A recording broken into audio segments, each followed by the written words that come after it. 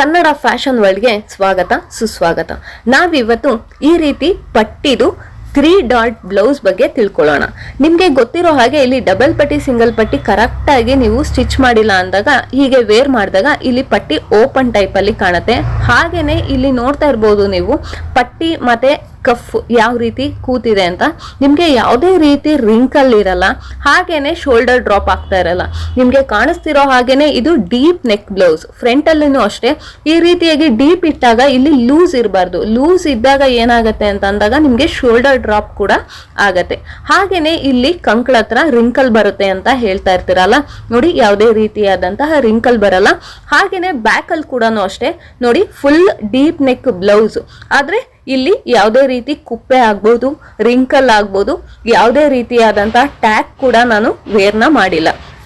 ಯಾವುದೇ ರೀತಿ tag wear ಮಾಡಿಲ್ಲ ಅಂತ ಅಂದ್ರೂ ಕೂಡ ನೋಡಿ ನಿಮ್ಗೆ ಯಾವುದೇ ರೀತಿಯಾದಂತಹ ಶೋಲ್ಡರ್ ಡ್ರಾಪ್ ಆಗದೆ ಡೀಪ್ ನೆಕ್ ಬ್ಲೌಸ್ ನ ಹೊಲಿಬೇಕು ಅಂತ ಅಂದಾಗ ಏನೇನೆಲ್ಲ ಟಿಪ್ಸ್ ನ ಫಾಲೋ ಮಾಡಬೇಕು, ಹಾಗೆ ಯಾವ ರೀತಿ ಮೆಷರ್ಮೆಂಟ್ ತಗೋಬೇಕು, ಹಾಗೆ ನಿಮ್ಗೆ ಕಾಣ್ತಾ ಇರೋ ಹಾಗೆ ಡಾರ್ಟ್ ಎಷ್ಟು ನೀಟಾಗಿ ಕೂತಿದೆ ಅನ್ನೋದನ್ನ ನೀವೇ ನೋಡ್ತಾ ಇದ್ದೀರಾ ಅಲ್ವಾ. ಈ ರೀತಿ ಪರ್ಫೆಕ್ಟ್ ಆಗಿ ಬ್ಲೌಸ್ ನ ಹೊಲಿಬೇಕು ಅನ್ನೋದಕ್ಕೆ ನಾವು ಫಸ್ಟ್ ಮೆಷರ್ಮೆಂಟ್ ಅನ್ನೋದನ್ನ ನೋಡ್ಬೇಕು. ಅಲ್ಲದೆ ಇಲ್ಲಿ ಸೊಂಟನ ನೋಡ್ತಾ ಇರ್ಬೋದು ನೀವು ಎಷ್ಟು ಟೈಟ್ ಆಗಿ ಬ್ಲೌಸ್ ಕೂತಿದೆ ಅಂತ. ಹೀಗೆ ಟೈಟ್ ಆಗಿ ಕೂತ್ಕೊಳ್ಳೋದ್ರಿಂದ ಕೂಡ ನಿಮ್ಗೆ ರಿಂಕಲ್ಸ್ ಅನ್ನೋದು ಬರಲ್ಲ. ಇಲ್ಲಿ ನಮ್ಗೆ ಲೂಸ್ ಇತ್ತು ಅಂತ ಅಂದಾಗ ನಿಮ್ಗೆ ಶೋಲ್ಡರ್ ಡ್ರಾಪ್ ಆಗೋ ಸಾಧ್ಯತೆ ಇರುತ್ತೆ. ಫ್ರಂಟ್ ಅಲ್ಲಿ ಲೂಸ್ ಇತ್ತು ಅಂತ ಅಂದಾಗ ಕೂಡ ಶೋಲ್ಡರ್ ಡ್ರಾಪ್ ಆಗೋ ಸಾಧ್ಯತೆ ಇರುತ್ತೆ. ಮತ್ತೆ ವೇಸ್ಟ್ ಏನ್ ಸೊಂಟ ಇರತ್ತೆ ಅದು ಕೂಡ ಅಷ್ಟೇ ಟೈಟ್ ಆಗಿ ಕೂತ್ಕೋಬೇಕಾಗತ್ತೆ. ಟೈಟ್ ಆಗಿ ಕೂತಾಗ ನಿಮ್ಗೆ ಯಾವುದೇ ರೀತಿಯಾದಂತಹ ಶೋಲ್ಡರ್ ಡ್ರಾಪ್ ಆಗ್ಬೋದು. ಫ್ರಂಟ್ ಅಲ್ಲಿನೂ ಅಷ್ಟೇ, ನೀವು ಬ್ಯಾಕ್ ಅಲ್ಲಿನೂ ಅಷ್ಟೇ ನೋಡ್ತಾ ಇರ್ಬೋದು ಬಾಡಿಗೆ ಯಾವ ರೀತಿಯಾಗಿ ಕೂತಿದೆ ಅಂತ ನಿಮ್ಗೆ ಕಾಣಿಸ್ತಾ ಇದೆ ಅಲ್ವಾ. ನಾನು ಯಾವುದೇ ರೀತಿ ಟ್ಯಾಗ್ ನ ಯೂಸ್ ಮಾಡಿಲ್ಲ.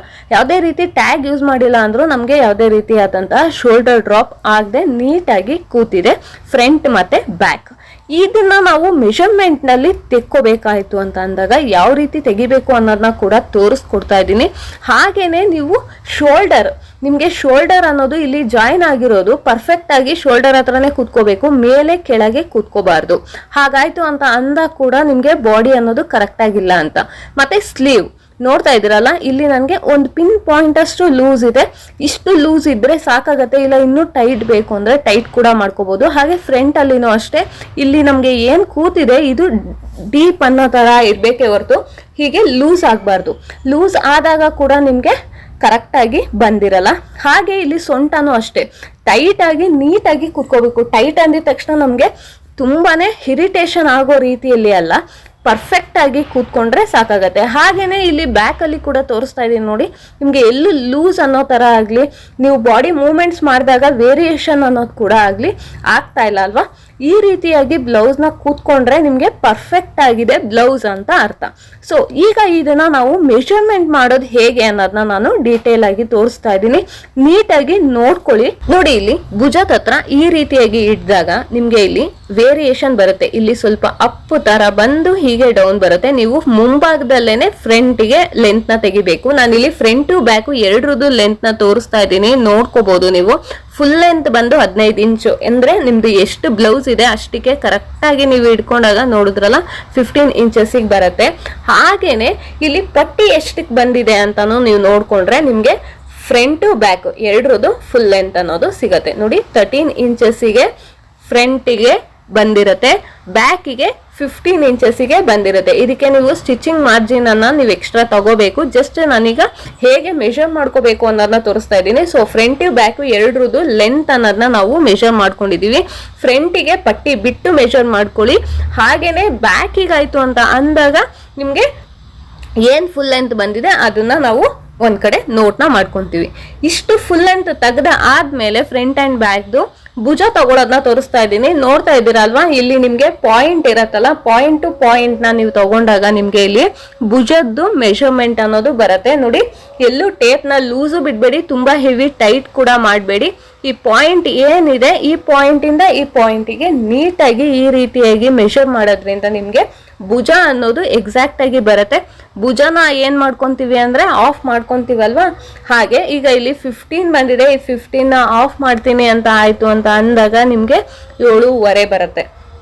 ಸೊ 7.5 ಭುಜ ಅಂತ ನಾವು ಈಗ ಇಲ್ಲಿ ಕನ್ಸಿಡರ್ನ ಮಾಡ್ಕೊಳ್ಳೋಣ. ಇನ್ನು ನಾನು ಕಟಿಂಗ್ ಮಾಡ್ಬೇಕಾದ್ರೆ ಏನೇನ್ ಚೇಂಜಸ್ ಮಾಡ್ಕೋಬೇಕು ಅಂತ ಅದನ್ನ ನಿಮ್ಗೆ ಕಟಿಂಗ್ ಅಲ್ಲಿ ತೋರಿಸ್ತೀನಿ. ಸೊ ಫುಲ್ ಲೆಂತ್ ಮತ್ತೆ ಶೋಲ್ಡರ್ ಆಯ್ತು. ಈಗ ಶೋಲ್ಡರ್ ಆದ್ಮೇಲೆ ಏನ್ ಮಾಡ್ಬೇಕು ಅಂದ್ರೆ ಹಾರ್ಮೋಲ್ ಡೌನ್ ಕೂಡ ಹೀಗೇನೆ ತೆಗಿಬಹುದು. ನೋಡಿ ತೋರಿಸ್ತಾ ಇದ್ದೀನಿ, ಈ ರೀತಿಯಾಗಿ ತೆಗಿಬಹುದು. ಇಲ್ಲಿ ಭುಜದಿಂದ ಈ ರೀತಿಯಾಗಿ ಇಟ್ಟಾಗ ಇಲ್ಲಿ ಈ ರೀತಿಯಾಗಿ ಇಲ್ಲಿ ಸ್ಟ್ರೈಟ್ ಲೈನ್ ಬಂದು ಇಲ್ಲಿ ಕರು ಬರುತ್ತಲ್ಲ, ಈ ರೀತಿ ನೋಡ್ಕೊಂಡ್ರೆ ನಿಮ್ಗೆನೆ ಗೊತ್ತಾಗತ್ತೆ ಹಾರ್ಮೋಲ್ ಡೌನ್ ಎಷ್ಟು ಬರುತ್ತೆ ಅಂತ. ನಾನು ಇಲ್ಲಿ 6ಗೆ ಇಟ್ಟಿದ್ದೀನಿ, 5.5 or 6 ಇಷ್ಟರಲ್ಲಿ ನೀವು ಹಾರ್ಮೋಲ್ ಡೌನ್ ಅನ್ನೋದನ್ನ ತೆಗೋಬಹುದು. ಇಲ್ಲಿ ನಾವು ಹೀಗೆ ಹಾರ್ಮೋಲ್ ಡೌನ್ ತಗೊಂಡು ಸ್ಟ್ರೈಟ್ ಹಾಗೆ ನಾವು ಲೈನ್ ಹಾಕೊಂಡು ಕರು ತಗೊಂತೀವಲ್ವಾ, ಆ ಶೇಪ್ ಇದು ನೋಡಿ. ಇಲ್ಲಿ ನಾವು ಈ ರೀತಿಯಾಗಿ ತಗೊಳ್ಳೋದ್ರಿಂದ ಇಲ್ಲಿ ಹಾರ್ಮೋಲ್ ಡೌನ್ ಅನ್ನೋದನ್ನ ಬರುತ್ತೆ. ಫುಲ್ ಲೆಂತ್ ಆಯ್ತು, ಹಾಗೇನೆ ಶೋಲ್ಡರ್ ಆಯ್ತು, ಈಗ ಹಾರ್ಮೋಲ್ ಡೌನ್ ಆಯ್ತು. ನೆಕ್ಸ್ಟ್ ನಾವು ಚೆಸ್ಟ್ ತಗೋಬೇಕು. ಚೆಸ್ಟ್ ತಗೋಬೇಕಾದ್ರೆ ನೋಡಿ, ಇಲ್ಲಿ ನಮ್ದು ಏನು ಬ್ರೆಸ್ಟ್ ಪಾಯಿಂಟ್ ಬರುತ್ತೆ, ಈ ಪಾಯಿಂಟ್ ಇಂದ ನಾವು ತಗೋಬೇಕಾಗತ್ತೆ. ಹಾಗೆ ಟೇಪ್ ಏನಾದ್ರೂ ರೋಲ್ ಆಗಿರುತ್ತಾ ಅಂತ ಒಂದ್ಸರಿ ನೋಡ್ಕೊಳ್ಳಿ. ಇಲ್ಲಿ ಚೆಸ್ಟ್ ತಗೋಬೇಕಾದ್ರೆ ನೀವು ಯಾವುದೇ ಕಾರಣಕ್ಕೂ ತೀರಾ ಟೈಟ್ ಆರ್ ಲೂಸ್ ಎರಡೂ ಕೂಡ ಮಾಡಬೇಡಿ. ಆಸ್ ಇಟ್ ಈಸ್ ಅಲ್ಲಿ ಎಷ್ಟಿದೆ ಅಷ್ಟನ್ನ ನೀಟಾಗಿ ಇಟ್ಕೊಳ್ಳೋದಕ್ಕೆ ಟ್ರೈ ಮಾಡಿ. ನೋಡಿ 32. ಸೊ ನೀಟಾಗಿ ನೋಡ್ಕೋಬೇಕಾಗತ್ತೆ. ಹೆವಿ ಲೂಸ್ ಆರ್ ಟೈಟ್ ಎರಡೂ ಕೂಡ ಮಾಡಬಾರ್ದು.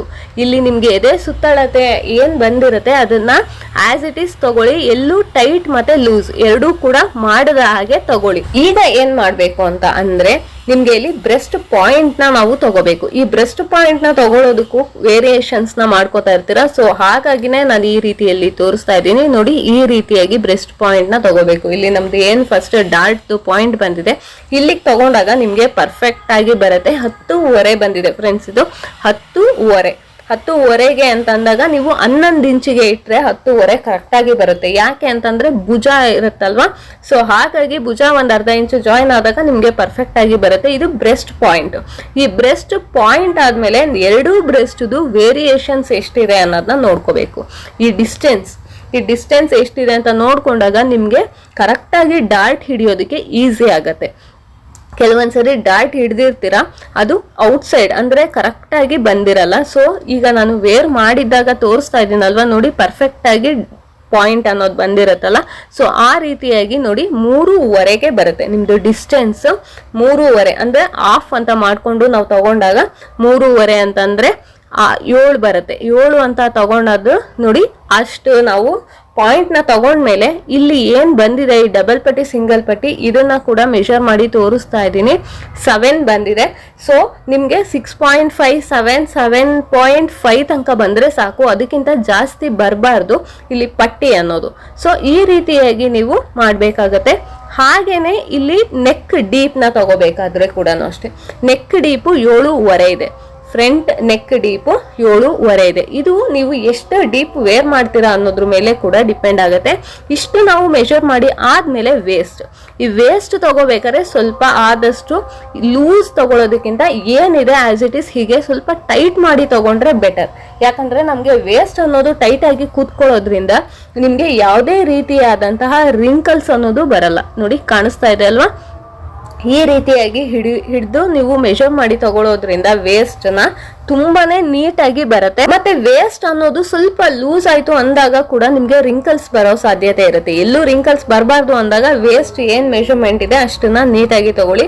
ಹಾಗೇನೆ ಬ್ಯಾಕ್ ಡೀಪ್ ನಿಮ್ಗೆ ಕಾಣಿಸ್ತಾ ಇದೆ ಅಲ್ಲ, ಈ ಮೆಷರ್ಮೆಂಟ್ ನ ತಗೊಂಡ್ರೆ ಸಾಕಾಗತ್ತೆ. ನೀವು ಫುಲ್ ಲೆಂತ್ ಅಂತ ನನ್ಗೀಗ ತೆಗಿಯೋದಿಕ್ ಆಗಲ್ಲ ಅಂತ ನೋಡಿ ಈ ರೀತಿಯಾಗಿ ತೆಗೆದು ತೋರಿಸ್ತಾ ಇದ್ದೀನಿ.